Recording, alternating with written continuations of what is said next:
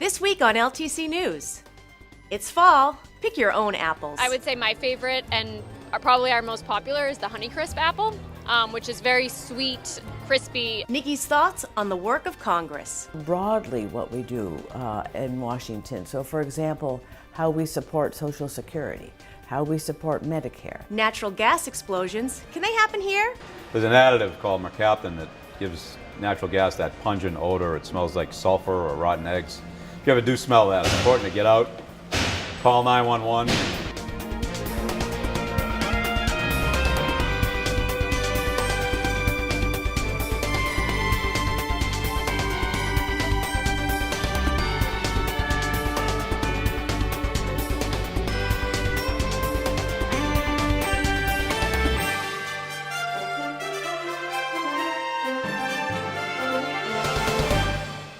Welcome to LTC News. I'm your news anchor, Alanna Flood.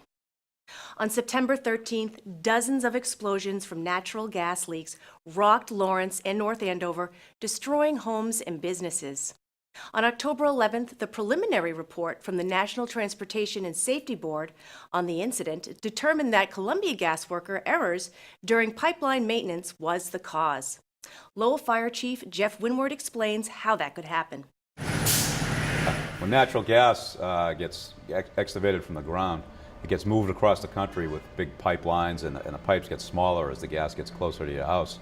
So these pipelines are under high pressure to push the gas long distances. And then there are regulators that decrease the pressure in the gas along the way, and by the time the gas gets to your house, at your appliances, it's usually about a pound per square inch. And in this case, the pressure was much higher than that, and it caused explosions. They all started as basement fires, and in basements there are things like boilers and furnaces and hot water tanks that have flames on the pilot, and if there's gas and flames that mix together, natural gas has an explosive range of 5 to 15%. So if a room is between 5 and 15% full of natural gas and there's a flame, there's going to be a fire or an explosion, and that's obviously what happened. With these devastating explosions happening just down the road, Lowell residents are concerned that it could happen here. The chief suggested what precautions people should take to prevent an explosion. We do have a system of natural gas pipes here in the city. It's a different system than they have in the Lawrence Andover area. Down there they have Columbia Gas, and up here we have National Grid. There's an additive called mercaptan that gives natural gas that pungent odor. It smells like sulfur or rotten eggs. If you ever do smell that, it's important to get out, call 911, and if there's a big problem in the neighborhood like happened in the Lawrence and Andover area, it's a good idea to shut your gas off before you leave the house. On the newer meters, they're located outside the house. On some of the older ones, they're located in the basement, but nowadays they're being moved outside, and it's a little bit safer when they are outside. And the shut off is just a quarter-turn valve just before the gas meter, and you can just shut it off pretty simply with a wrench. Sometimes it's a leak in an appliance. Sometimes it's simply a burner that's left on a gas stove. We just turn it off and vent the area. Sometimes we'll find a pinhole leak in a hose behind a gas appliance like a stove or a hot water tank. Could be a leak in a pipe. If we can't find the source of it, we'll call in officials from National Grid, and they'll bring in better meters, and we'll do a more extensive search of the building. And we could also shut the gas off outside the building if we can't find the source. And then we'll have the National Grid folks check out all the gas appliances in the building. Councilor Conway. Yes. Councilor Elliott. Yes. Councilor Kennedy. On July 24th, the Lowell City Council put a moratorium on non-essential gas line work by National Grid until their union contract is resolved. The union gas workers are on strike, and the concern is that the replacement workers National Grid hired are less experienced than the union workers and could make dangerous errors. Hopefully this lockout will end soon, and we'll get back to business as usual. But it is a dangerous business, so yeah, I'm in favor of the moratorium. We're always trying to improve our safety efforts here in the city, but people should feel safe. And if they ever do think they have a problem, smell natural gas, like I said, just get out of the building, call 911. We'll come out and take care of the problem right away. As her time in the U.S. House of Representatives draws to a close, Congresswoman Niki Tsongas recently shared a few thoughts with us about the upcoming midterm elections. She stressed the importance of casting a vote on November 6th, because as we saw in the recent primaries, just 140 votes separated the victor, Lori Trahan, from the second highest vote getter, Daniel Coe. Every vote counts. Tsongas said that the work that Congress does on a national level significantly affects all of us right here in Lowell. I represent communities, Lowell in particular, that continue to struggle in the aftermath of the Industrial Revolution and as manufacturing jobs have moved offshore. So Lowell, just like Lawrence and Haverhill, Fitchburg, Gardner, Clinton, Marlboro, need an engaged partner in terms of working with the community to advance its vision for itself. But more than that as well, broadly what we do in Washington. So for example, how we support Social Security, how we support Medicare, how we support Medicaid. We have a community health center that provides primary care for almost half of our residents. If we don't adequately fund that, that means that this city is not well. People are not taken care of in the way they need to be. If we make decisions about war and peace, it is the citizens of Lowell and this district that go off and protect our national interests. There are a few continuing issues that a new representative will inherit, and Tsongas says she will be available as a resource. So for example, we're working hard to facilitate the land exchange between the city of Lowell and the national park so that the development around the Hamilton Canal can take place. There are still a few issues to be ironed out, and I do believe the next member will have to see that through. In general, we know the effort to undermine the Affordable Care Act. That's a big fight with huge implications. We want to protect, make sure people can be covered for pre-existing conditions. We want to be sure that people have access to affordable health care. Much work to be done on that front. And I hope more than anything else that we can address climate change. We just had a report that showed the dire consequences for the globe if we don't act, and I do think we in the United States need to be a leader and not sidestep this issue in the way that our president has, so we do it to our peril.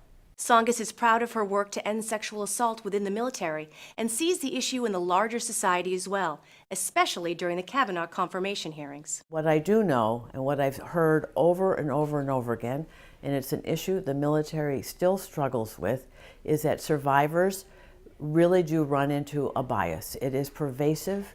It is difficult for them to be believed. When they do come forward, there is often very serious retaliation against them. And I think we've seen the difficulties Dr. Ford has had as being believed. I think we've seen the kind of retaliation that survivors in the military have experienced, that retaliation coming from the highest of levels. None of it surprises me. I believe Dr. Ford. And finally, we asked the Congresswoman if she had any advice for her successor. Well, one hesitates always to give advice because I think we all have to serve in our own way. I've certainly learned that. For the 435 members of Congress, there are probably 435 ways of representing your district. But I do think, as I said, that we have an extraordinary opportunity to make a difference in the lives of the people we represent. And I have every confidence that whoever comes next will well understand that and put that opportunity to good use. The elections coming up on November 6 are not just to choose candidates. There are 3 important statewide ballot questions that will be decided as well. The first question concerns patient-to-nurse limits. The proposed law would limit how many patients could be assigned to each registered nurse in Massachusetts hospitals and certain other healthcare facilities. The maximum number of patients per registered nurse would vary by the type of unit and level of care. Those in favor believe that patients suffer when nurses are forced to care for too many patients at once, and that this law would improve health outcomes by forcing hospitals to adjust their nurse staffing levels according to the needs of the patients. Those opposed say it creates rigid government-imposed nurse staffing ratios that override the professional judgment of nurses and doctors, and that it would significantly raise the cost of health care in the state for no proven benefit to patients. Nurses themselves are divided on this question. Question 2 concerns limits to election spending and corporate rights. The proposed law would create a nonpartisan Citizens Commission to consider and recommend potential amendments to the U.S. Constitution to establish that corporations do not have the same rights as human beings, and that campaign contributions are not free speech and may be regulated. This question advocates for overturning the U.S. Supreme Court's decision called Citizens United. Those in favor of this question argue that money is not speech and that Citizens United allows billionaires and special interests to unfairly influence politicians through unlimited political contributions. Advocates say that 75% of Americans support this amendment to correct the Supreme Court's decision. Those against this question argue that the court was correct to expand free speech protections for all entities, including corporations, because it is one of the pillars of our democracy. Question 3 concerns transgender anti-discrimination. The proposed law adds gender identity to the list of prohibited grounds for discrimination in public places. Those in favor of question 3 say it keeps Massachusetts welcoming and fair, and that it protects transgender people, allowing them to go about their daily lives without fear. Those opposed to question 3 believe that the law, which allows transgender men who live as women to enter women's restrooms and other intimate spaces, puts women at risk of attack and exploits their privacy. A yes vote would keep in place the current law, which already prohibits gender identity discrimination. A no vote would repeal that part of the public accommodation law. These are all important questions that need to be considered carefully. Please do vote on November 6th. If you have questions about voting, you can contact the Lowell Election Office at 978-674-4046. The leaves are changing colors, and that means it's fall in New England. A fun family activity is picking apples at farms around the Merrimack Valley. We went to Parley Farms in Tingsboro to see and sample the seasonal fun and food.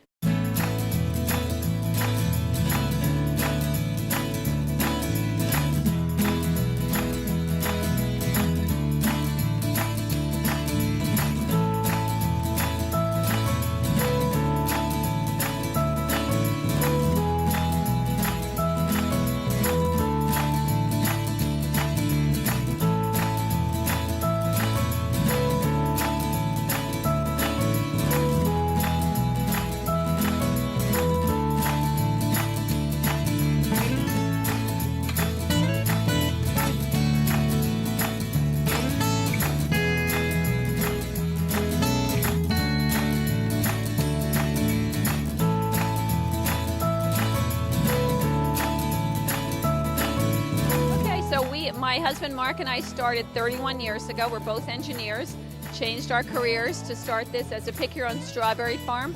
We've since added strawberries, blueberries, cherries, apples, peaches, flowers, and pumpkins for picking. We're open 5 months a year for picking, and as well as having our farm stand and then, like I said, the animals are here year-round, the little tractor rides are here year-round, and donuts are here the 5 months that we're here. So all good, yeah, everything's great. And everything works because we have a great staff. Our staff, we employ over 80 people, and they all really make everything look easy for us.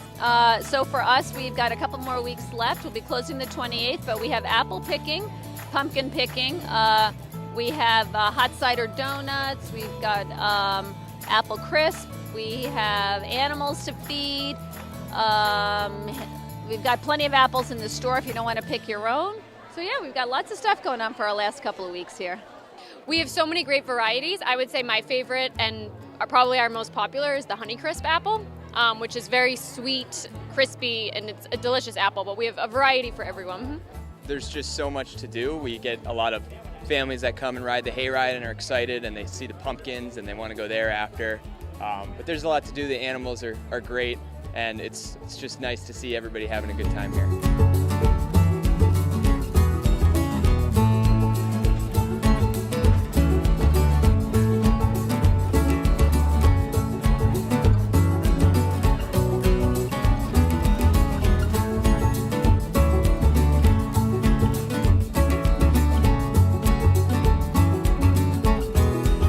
Your favorite part of Parley Farms and why? Getting to work with my mother-in-law.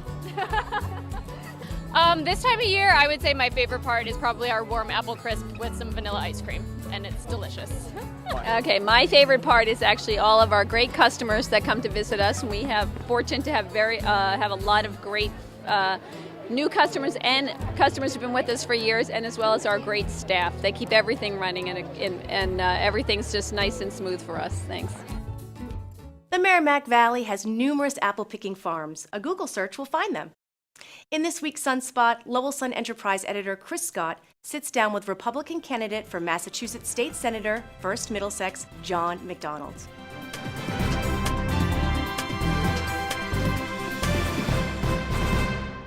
Good evening, everyone. I'm Chris Scott, the Enterprise Editor at The Sun. Welcome and thanks for tuning in to the next edition of Sunspot. With me is John MacDonald of Lowell. John, thanks for coming in today. Thanks for having me. You're welcome. Appreciate it. John is running for State Senate from the 1st Middlesex District. That's the district that stretches from Lowell out toward Dunstable, Groton, and Pepperell. There are 6 communities in that district altogether. It should be noted that following the Democratic primary for this seat, the hotly contested Democratic primary race for this seat, which was won by City Councilor Ed Kennedy. We had Ed Kennedy scheduled to come in one morning, but he blew it off at the last minute. And fortunately that day I got Steve Panagiotakis to pinch hit, what was good. So we did give the Democratic opponent an opportunity to come in. That just didn't happen, so now we're left with the Republican opponent. That's right. There are no independents, right? Or no Green Party? No, it's just Democrat against the Republican. But the good thing about this campaign is the fact that we've received a lot of support from Democrats and unenrolled and Okay, so Republicans. you So emailed it's me really, earlier today, and Yes. this is being filmed on Wednesday. Okay. So you emailed me earlier today. You were very excited about an endorsement that you received correct. from the state's Republican governor. Yes, So take it away. Governor Charlie Baker endorsed this officially today. Yes. And I wanted to give you the opportunity to break that. So Yep, it's and broken officially, it's broken, right? it's out. And no, we're very, very happy to have earned it. And that's the way I look at it. You know, we've been in this race for over a year. We've knocked on over 30,000 doors throughout the 1st Middlesex. Before we get into that, just tell me, what do you think an endorsement like Baker's does for you? Does it do anything other than you get a chance to pop up your chest? Look, yeah. I mean, to me, it's a recognition of our hard work. He wouldn't have endorsed us if we weren't out there working hard, right? You know, if it's not enough to just be on the ticket, particularly with I think with any governor or any high profile political position, they're just not going to endorse you because you happen to be on the ticket. We've demonstrated the capability of working really, really hard, and I think that we've earned that endorsement, and we're proud to have it. Good. But does it matter in the grand scheme of things? I think what really matters to people is what you're going to do for them, not what you think you're going to do for the governor or anything else. It matters what happens to them. Let's talk about your campaign. You were beginning to say that you've been out knocking doors for quite some time. If my memory serves me correct, you announced for this senatorial seat even before its previous occupant. Now City Manager Eileen Donahue became the city manager. That's right. Which was the biggest kept secret in the city. Yes. I mean, long before I think there was any discussion about her becoming city manager, it was during the city council race that I decided that this would be a good race for me. Why? Well, it was a combination of a lot of things. I think the biggest thing was that I had been on Fox and Friends nationally, and I had been getting a lot of phone calls from veterans that I knew, not only when I served with in Desert Storm, but veterans across the state. Been very involved with the veteran community, as you know, Chris. The Lowell Sun has done a really good job of covering the various we like events. veterans. Yeah, POWMIH, first newspaper in the country to have a permanent POWMIH. No one ever sits in it, though. It's behind. No, well, they shouldn't be sitting in it. You call me if they do. But no, so, we got I've been very, very involved in the veteran community, been a fighter for veteran benefits and different things that have been going on. So I had a lot of veterans that would come to me and say, geez, would you run for anything? And so this race came up, and at the time, we had a longtime incumbent that was in the position. I was prepared to get in. I got into the race. I was prepared to challenge her, but it was more of I was prepared to challenge what was going on down at Beacon Hill, which was I didn't feel like I was really being heard down at Beacon Hill, and that's been verified with the 30,000 some odd doors. We'll get that to we've Beacon knocked Hill on. in just a Yeah. couple. I want to ask you, two of the people who held the seat that you're seeking, Eileen Donahue and Steve Panagiotakis, got their start locally. Pangie was on the school committee, then moved to a state rep, Sure. then became elected to the state senate. Eileen Donahue was a member of the city council for a number of terms, was the two-term mayor before she moved on to the state senate when Panagiotakis left. So my question is, why not go for another run for city council like you did before? Right. Would that have been a more natural stepping stone? I don't think so. I had considered actually getting to the last city council race and decided to go with this. For me, it was my involvement in the community. I don't think I'm an unknown commodity in the city of Lowell. I was on WCAP. Chris, you were a frequent guest on J Mac and the Bear and shows like The Pulse.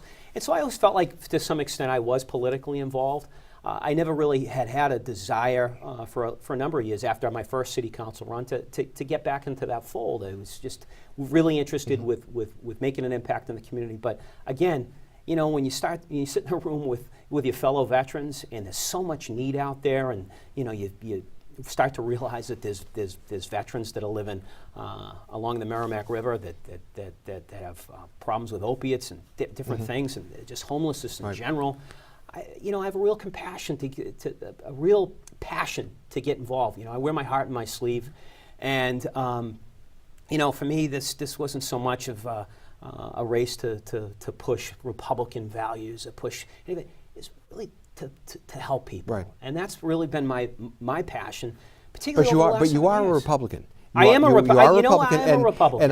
And I'm familiar with this first Middlesex district. I can remember Republicans from Groton, one in particular, a very nice older gentleman by the name of Brooks Lyman, who used to run every 2 years against Pangie. Then he used to run against Eileen Donahue too, if memory serves me correct. Republicans have not had an easy time of it in that district. No. So do you feel you're swimming upstream on that? You know what? A Republican will always be an underdog. But I think what's different this time is the fact that we have worked so hard. We have actually rolled up our sleeves. We've knocked on the doors. We've knocked, like I said, 30,000 doors. Did you say 30,000 doors? 30,000, over 30,000 doors since last October. And I'm not saying that's me. I have a heck of a team behind me. I have a lot of people that have been involved. And what's amazing is that I've got a lot of Republicans, I've got a lot of Democrats, and I've got a lot of unenrolled. Because I just think that people, particularly in this, now that we know who our opponent is, particularly now that we have this opponent, and we see all that, the different things that have gone on in the city, people that feel like things have gone wrong. Okay, but let me stop you right there, though. But you say things that have gone wrong in the city. So, he's he's the former mayor, and, I don't want to get too much into a tit for tat, because he's not going to have the opportunity to respond. But are you more interested in Lowell issues? No. Because if you were, then I would say, why aren't you running for city council? Right. No, I'm very interested in there's the issues in Pepperell that have affected people relative. There's a toxic dirt issue. There's a issue. The toxic dump issue. Yeah, toxic dump issue, which I'm opposed to the toxic. I've been out there, and I don't know how anybody, 99.9% of the community, but it's a big issue to the people of Pepperell. It is. And then we talk about in Pepperell, along with Dunstable and Groton, Tingsboro, border towns that businesses are upset with the sales tax, and what's Beacon Hill? Is Beacon Hill listening to us? People are concerned about sanctuary state. These are issues that are affecting every single community, because people, when they realize that what can happen if we do all of a sudden vote to become a sanctuary state.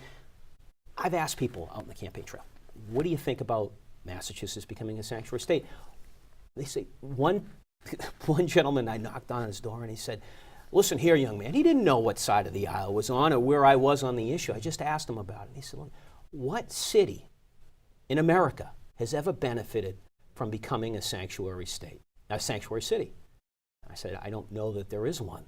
He said, that's what's going to happen to Massachusetts. And so I agree with that. I am for immigrants from around the world coming here. I've been to the Lowell Memorial Auditorium, seen 500 people raised there. Right here, my dad came to the United States in the 60s from Canada. I don't think anybody in their right mind is against immigrants. It's the illegal side, and it's the resources that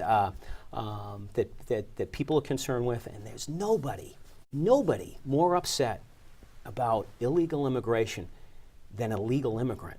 I've been out knocking on. I knock on a door and somebody from China, somebody from, and they say, you know what? I came here and I did it the right way. I came here. I went through the process. I came here and I want to be a productive. And they're proud to be part I of the could see system. where the sanctuary city issue Yeah. would be a significant one here in Yeah. Lowell. Yeah.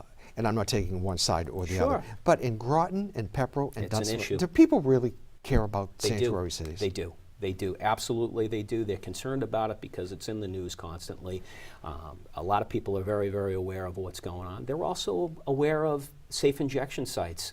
And Which I know you're opposed to. I'm opposed to it big time. And I'm opposed to it because, you know, I've been out to San Francisco, California.